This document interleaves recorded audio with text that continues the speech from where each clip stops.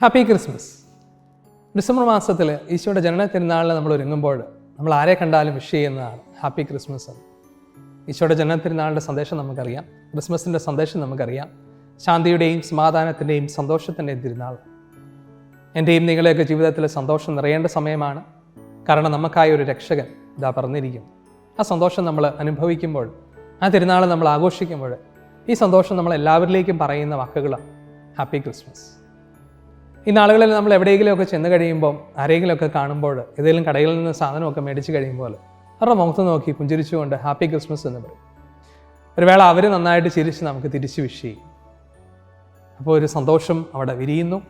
എന്നാൽ നമ്മൾ അങ്ങനെ വിഷ് ചെയ്യുമ്പോൾ ആരുടെയെങ്കിലും മുഖത്ത് ഒരു സന്തോഷമില്ലെങ്കിൽ, ക്രിസ്തുവിൻ്റെ മക്കളെന്ന നിലയ്ക്ക്, സഹോദരി സഹോദരൻ എന്ന നിലയ്ക്ക് അവരുടെ മുഖത്ത് നോക്കി, സഹോദര എന്ത് പറ്റി നിനക്ക്, എന്തുകൊണ്ടാണ് നിൻ്റെ മുഖത്ത് ഒരു സന്തോഷം വിടരാത്തതെന്ന് ചോദിക്കാനായിട്ട് നമുക്ക് സാധിക്കണം.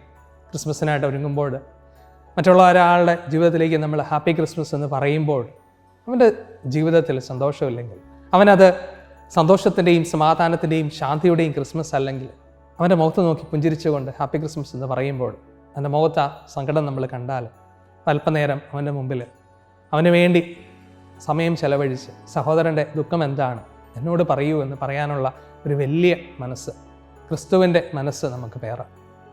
അങ്ങനെ അവൻ്റെ ജീവിതത്തിലും അവൻ്റെ വിഷമങ്ങൾ കേൾക്കാനും എന്നെക്കൊണ്ടാവും വിധത്തിൽ അതിനോട് സഹകരിക്കാൻ സാധിക്കുമെങ്കിൽ അവൻ്റെ സങ്കടം മാറ്റാനായിട്ട് നമുക്കൊന്ന് പരിശ്രമിക്കാം.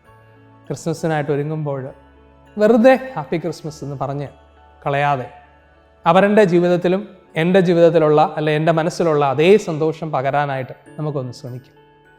എല്ലാവർക്കും ഹാപ്പി ക്രിസ്മസ് ആയിരിക്കട്ടെ. എൻ്റെ സഹോദരനും അങ്ങനെ ആയിരിക്കട്ടെ, നിങ്ങൾക്കും അങ്ങനെ ആയിരിക്കട്ടെ. ദൈവം നിങ്ങളെ സമൃദ്ധമായിട്ട് അനുഗ്രഹിക്കട്ടെ. ആമേൻ.